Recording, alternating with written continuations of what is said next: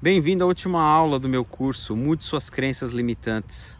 Eu demorei, pessoal, quase 2 anos para fazer essa aula, porque por alguma confusão minha eu tinha terminado o livro e achei que tinha terminado o curso e não tinha. O fato é que eu fui rever isso e, poxa, nos últimos 2 anos a minha vida mudou bastante. Eu conheci a ontologia, que é o estudo do ser, é o estudo do porquê a gente aprendeu a ser do jeito que a gente é hoje, porque a gente age desse jeito, porque a gente tem um determinado estado emocional, porque a gente tem uma determinada energia e porque a gente tem essas crenças que a gente tem hoje, que muitas das nossas ações são em função dessas crenças, são em função desse estado emocional. Então o livro Liminal Thinking, que eu vou deixar aqui o link para vocês na descrição do vídeo, e esse curso foi construído ao longo dos anos com base nisso, nessa ideia de como que eu formo as minhas crenças e como eu mudo as minhas crenças. E quando alguém está falando algo para mim, quando alguém está contando uma história para mim ou pedindo algo, qual é o sistema de crenças dessa pessoa também? Então é isso que eu quero oferecer para vocês. Aproveita a aula 8 aqui e se inscreve no meu canal também. Um abraço. Tchau.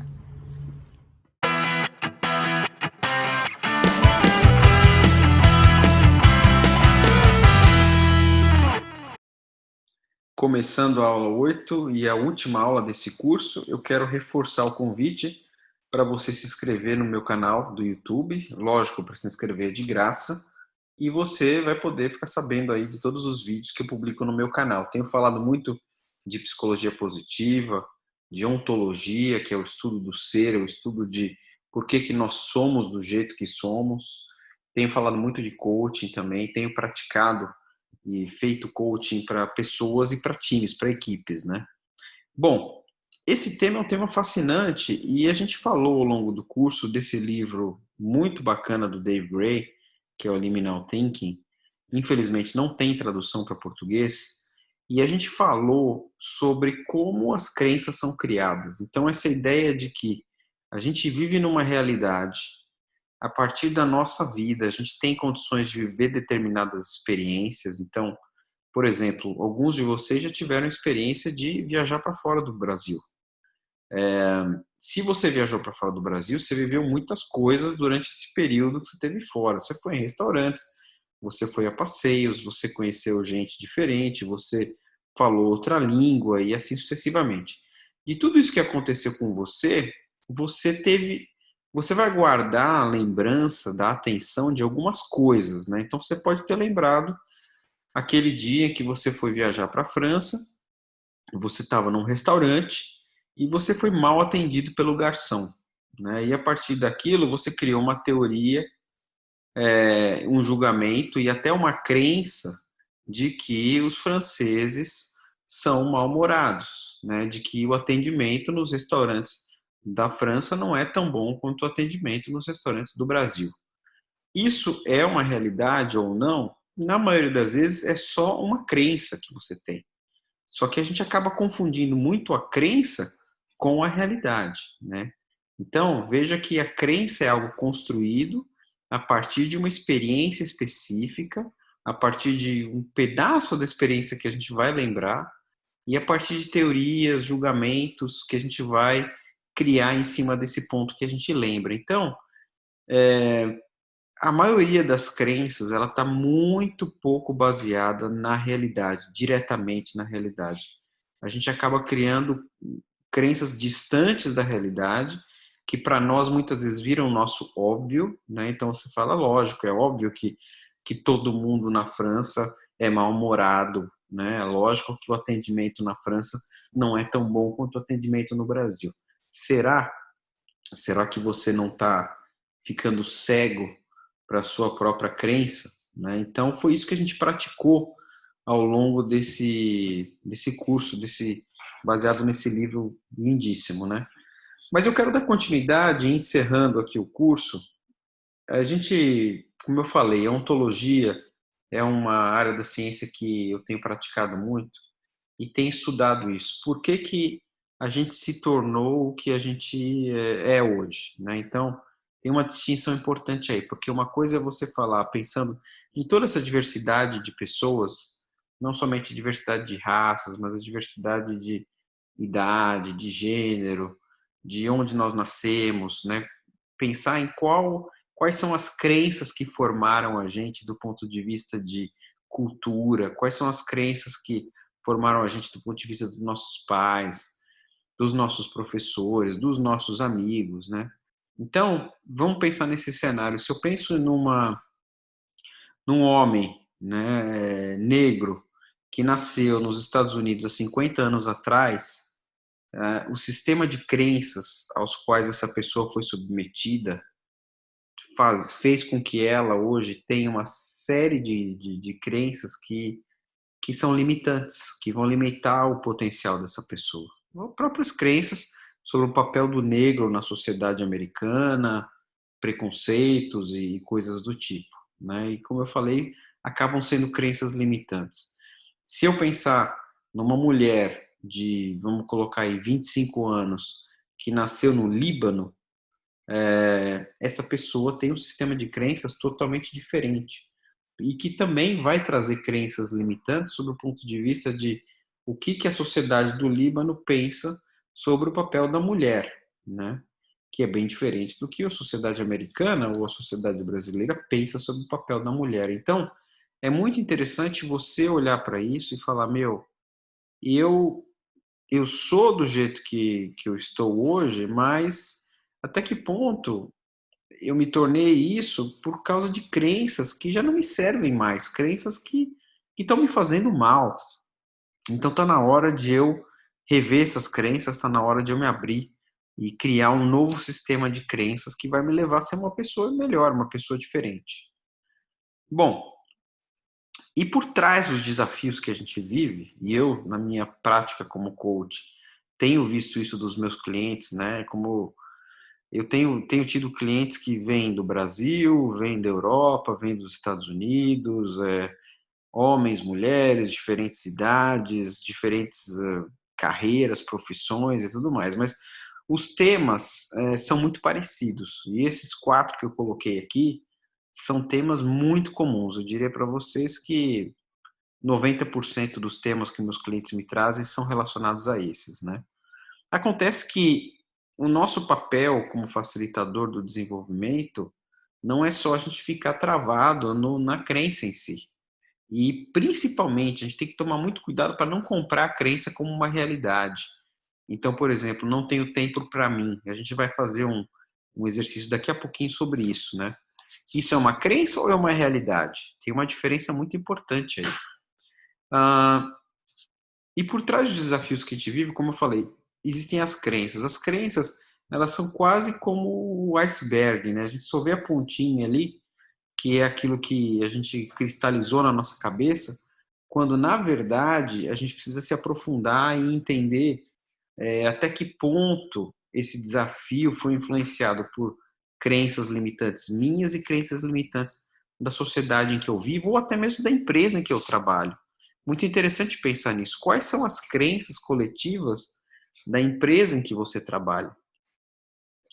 Então, alguns exemplos aqui, né? Se eu venho falar assim, olha, eu estou desmotivado com a minha carreira, uma crença muito comum por trás desse desafio é: eu preciso sustentar minha família, eu tenho que pagar as contas e eu não posso mudar de carreira.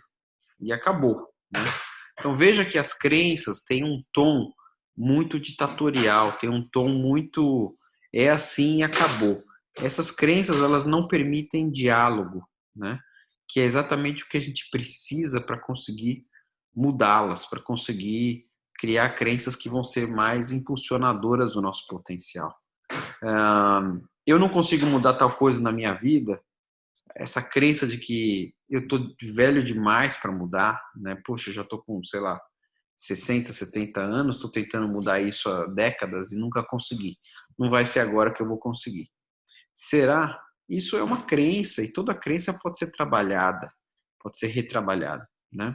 Então vamos retrabalhar. Vamos fazer esse exercício. Então o que eu recomendo aí para você, pega o seu caderninho, tá? E a gente vai escrever no nosso caderninho uma crença que está causando sofrimento. Então, eu vou pegar esse mesmo exemplo, né? Não tenho tempo para cuidar de mim. que é uma crença muito comum, mas você pode escolher a crença que fizer mais sentido para você. O importante é que seja uma, vamos fazer um exercício em cima de uma, e que você seja bem específico nisso que você vai estar escrevendo. Não é para escrever um livro, nem um parágrafo, vamos escrever uma frase. Bom, aí você vai começar a escrever todos os pensamentos que você tem e que sustentam essa crença. Então, exemplo, puxa, eu perco 3 horas por dia, porque eu tenho que ir e voltar para o meu trabalho, eu tenho filhos, tenho marido, eu tenho uma esposa, quer dizer, quando eu chegar em casa eu preciso cuidar deles. A vida de adulto é assim, é correria mesmo, todos os meus amigos estão na correria, quer dizer, eu não conheço ninguém que tenha uma vida tranquila. Se eu começar a ter tempo para mim, quem é que vai fazer as outras coisas que vão ser feitas em casa? Quem é que vai cuidar da família, né? Quando eu conseguir aquela promoção no trabalho, aí sim eu vou ganhar mais e vou poder contratar um babá, vou poder contratar uma empregada, alguém para me ajudar. Então você vai listar todos os pensamentos que vêm na sua cabeça que sustentam essa crença de que você não tem tempo para cuidar de você, tá? E aí nós vamos avançar para a segunda parte do exercício, que é nós vamos separar fatos de histórias, né? Ou seja, fato é algo que aconteceu, né? Aquele velho ditado, contra fatos não há argumentos. Então, aconteceu e acabou, né? Hoje eu estou gravando isso aqui no dia 27 de junho de 2020. Isso é um fato, não tem como dizer que não é 27 de junho de 2020, né? Bom, já uma história é algo que a gente está contando para a gente mesmo, ou que alguém nos contou, né? E a história, muitas vezes, é o que sustenta a crença, tá? Só que esse é o grande problema. A gente confunde fato com história o tempo todo. A gente sempre tem uma tendência de achar que, assim, puxa, isso aqui é um fato, isso aqui é um fato, mas na verdade é uma história, né? Então, dá um exemplo, Daniel, vamos lá. Vamos avançar nesse exemplo aqui, né? Fase 2 do exercício você vai separar fatos de histórias. Então, veja que eu coloquei aqui em verde fatos e em vermelho histórias, tá? Então, se eu pego ali, eu perco 3 horas por dia só para ir voltar ao meu trabalho, isso é um fato, porque provavelmente você mora longe do seu trabalho e não tem jeito. Você pode ir de metrô, você pode ir de carro, mas assim, você não vai gastar 3 horas, vai gastar 2 horas e meia. Agora, não tem como você falar, não vou gastar nada. Isso é um fato, né? Eu tenho 2 filhos, marido ou esposa. Ok, isso é um fato também, você também tem. Agora, veja que a segunda parte da frase já é uma história. Quando eu chego em casa, eu preciso cuidar deles. Isso não é um fato, isso é uma história, isso é um acordo que você fez com a sua família, né? E é um acordo talvez até não verbal, porque qual foi a última vez que você sentou com a sua família para discutir assim, como que a gente está dividindo as tarefas da casa, quanto tempo eu vou ter para cuidar de vocês e quanto tempo eu vou ter para cuidar de mim, né? A vida de adulto é assim, correria, isso é uma história. Quer dizer, isso é uma história, isso não é um fato. Tem muitos adultos que conseguem viver uma vida com mais qualidade de vida, né? Então, a questão é usar as estratégias mais adequadas. Então, isso é uma história que, como eu falei, a influência das histórias muitas vezes é porque elas são repetidas milhões de vezes pela mídia, pela televisão, pelos nossos amigos, pelos nossos pais, por a gente mesmo, e a gente acaba no piloto automático achando que é uma realidade. E não é. Mesma coisa aqui sobre o outro exemplo, que se eu fizer coisas para mim, quem é que vai fazer as outras coisas que vão ser feitas em casa, né? Isso é uma história, porque você pode chegar para sua família e renegociar quem vai fazer o quê. E bom, o último é muito interessante, porque quando eu conseguir aquela promoção no trabalho, eu vou ganhar mais e poder contratar uma babá. Isso é um fato. Você vai ganhar mais e você vai poder usar esse dinheiro para contratar uma babá, para fazer o que você quiser. Agora, se isso vai resolver a sua crença limitante de que você não tem tempo para você, aí a gente não sabe. Né? A gente não sabe, porque aí você já está entrando numa história no sentido de que uma babá vai resolver meus problemas, né? Isso não é um fato, isso é uma história. Porque tem gente que se dá bem com uma babá e resolve e tem mais tempo livre, e tem gente que não tem, né? Então, importante saber separar as coisas aí. Qual que é a reflexão? Então, a parte 3, a parte final do exercício, né? Vamos refletir sobre isso e anotar esses insights também no caderninho, no seu caderninho, que é, na maioria das vezes, a gente não pode mudar os fatos, o que a gente pode mudar são as histórias e as crenças, né? Então, esse processo de autoconhecimento é, vamos criar novas histórias que vão suportar crenças que vão fazer bem para a gente. Então, por exemplo, nesse mesmo caso aqui, eu posso aprender a criar tempo para cuidar de mim. Quer dizer, até hoje eu não aprendi a criar uma rotina para cuidar de mim, mas eu posso aprender. Eu sempre posso aprender, né? Eu posso olhar para amigos, amigas que fazem isso bem feito, que sabem cuidar deles, né? E aquela velha ideia, eu vou cuidar de mim para poder cuidar do outro, né? E aí você vai, a partir dessa nova crença, você vai criar novas histórias, quer dizer, eu vou chegar em casa e eu quero cuidar da minha família, mas eu vou negociar quanto tempo eu vou cuidar deles, né? Eu não preciso fazer tudo, ficar esgotado, esgotada, quer dizer, eu posso começar a dividir as tarefas em casa. Então, você vai criar novas experiências que lá na frente vão se traduzir em novas crenças, ok? Bom, eu quero aqui agradecer você que participou do meu curso, tá? Deixar aqui o meu Twitter, meu LinkedIn, meu Instagram. Vocês podem me seguir lá. Se quiser, me inscreve, tem o meu e-mail aqui. E convidar vocês mais uma vez para se inscrever aqui no canal e para compartilhar essa aula também com quem você quiser, com seus amigos e tudo mais. Grande parte dos desafios que a gente vive, não só na nossa vida pessoal, mas no trabalho, está relacionado a crenças, crenças limitantes ou crenças potencializadoras, né? Então, aproveita aí e vamos continuar junto nessa jornada. Um grande abraço.